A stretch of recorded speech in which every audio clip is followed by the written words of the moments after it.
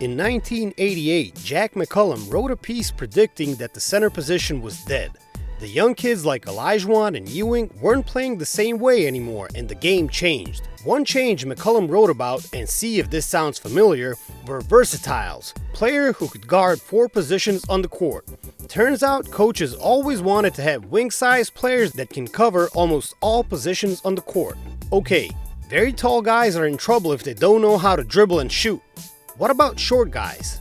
In an episode of Open Court, Isiah Thomas discussed his expectation that smaller guards are slowly being phased out of the league with all the tall players handling the ball so well on the perimeter. The other thing I see is getting ready to happen, and Kenny, this is gonna hurt you and I, the small guards. We're gonna start getting phased out because McHale, Bosch, Grant, these are the sizes of the point guards coming in. Then Isiah had an honest moment and said something many of us understand.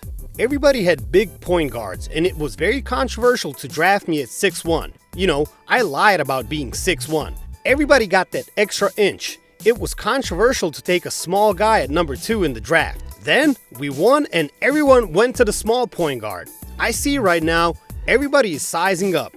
Shared Isiah Thomas on Open Court. There's a trend that happens. Someone tries something new and then other teams assimilate that approach to the game. Isiah's last sentence points that out. After the Pistons won with him as a point guard, everybody started drafting small players. So while the current trend is length at all positions, it only takes 1 or 2 small guards to develop a new style of play and the pendulum will swing another way. The only thing is, it may not swing as far back as you would think. Remember that even in his best days as the king of the fourth, the Celtics' Isiah Thomas was such a liability on defense that he made sense on the floor only while he was the best fourth quarter scorer in the history of the NBA. That's an atomic margin for error from a team building perspective. Lying about height is not just a basketball thing, it's above all an ego thing.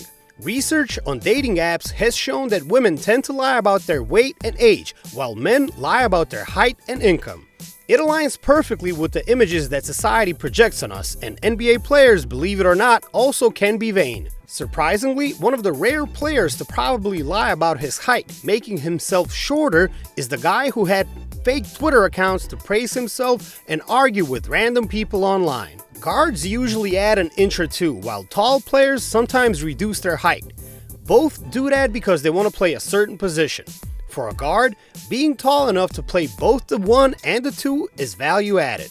For a lot of 7-footers, saying you are 6'10" helps you project yourself as a power forward, and a lot of players didn't want to play the 5. Here's what Kevin Durant said to Chris Herring from the Wall Street Journal. "For me, when I'm talking to women, I'm 7 feet, he said. In basketball circles, I'm 6'9". But really, I've always thought it was cool to say I'm a 6'9" small forward. Really, that's the prototypical size for a small forward. Anything taller than that and they'll start saying, he's a power forward," said Kevin Durant for the Wall Street Journal. KD said it best. For women, he is 7 feet. For coaches and GMs, he is 6'9". In the age of advanced analytics, we still haven't figured out how to measure someone's height. Go figure.